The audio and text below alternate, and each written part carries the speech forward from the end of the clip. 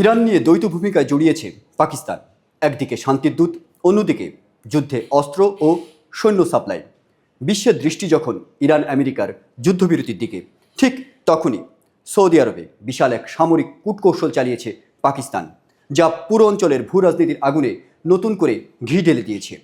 সৌদিতে বিমান, ড্রোন ও সৈন্যবহর সহ বিশাল ঘাঁটি বানিয়েছে পাকিস্তান। আমেরিকার পাশাপাশি ইরানে হামলা চালিয়েছে সৌদি আরবও।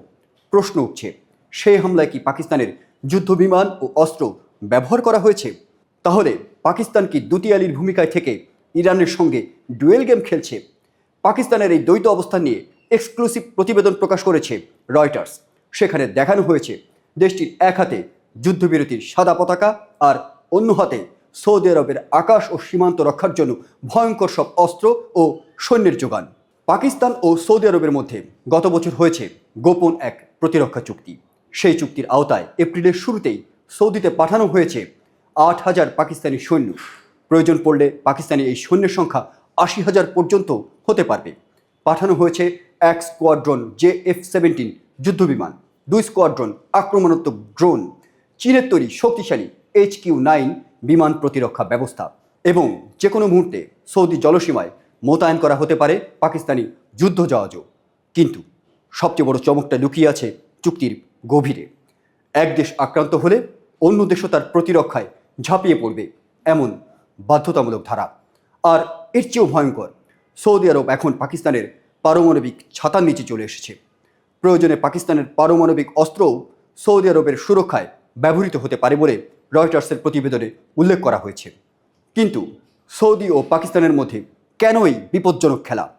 সব কিছু শুরু হয়েছিল সৌদি আরবের জ্বালানি অবকাঠামোতে ইরানের হামলা এবং এক সৌদি নাগরিকের মৃত্যুর পর। তখনই পাকিস্তান যুদ্ধবিমান পাঠায়। তারপর ইরানের ভেতরে গোপনে পাল্টা হামলা চালায় সৌদি আরব। এরপরই প্রশ্ন উঠছে, একই সময়ে কেউ কি শান্তির দূত এবং যুদ্ধের সহায়তাকারী এই দুই ভূমিকা একসাথে পালন করতে পারে?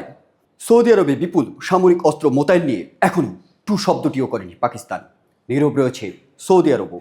পাকিস্তানের প্রতিরক্ষা মন্ত্রী খাজা আসিফ শুধু ইঙ্গিত দিয়েছিলেন যে সৌদি এখন পাকিস্তানের নিউক্লিয়ার আমব্রেলার আওতায়, কিন্তু এ নিয়ে বিস্তারিত কিছুই প্রকাশ করা হয়নি।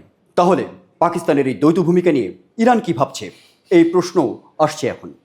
ইরান এখনও প্রকাশ্যে কোনো প্রতিক্রিয়া দেখায়নি, কিন্তু এই পদক্ষেপ নিশ্চয়ই সহজভাবে নিচ্ছে না তেহরান। কারণ ইরান আমেরিকার মধ্যে মধ্যস্থতা করার সময় সৌদির মাটিতে পাকিস্তানের এত বড় সামরিক ঘাঁটি গড়ে তোলাটা শুধু প্রতিরক্ষা নয়, এই ঘটনা সামরিক অবস্থানের পরিষ্কার বার্তা দিচ্ছে। এটা ভাবার কারণ আছে, সৌদি আরবের পাশে দাঁড়িয়েছে পাকিস্তান, সঙ্গে রয়েছে তাদের পারমাণবিক শক্তির সহায়তাও। মধ্যপ্রাচ্যের এই নতুন নাটকে এখন প্রতিটি পদক্ষেপই গুরুত্বপূর্ণ। প্রশ্ন উঠছে, যুদ্ধবিরতি টিকবে তো, নাকি গোপন চুক্তি আর অস্ত্রের ঝনঝনানির আগুনে সব কিছু আবার পুড়ে যাবে?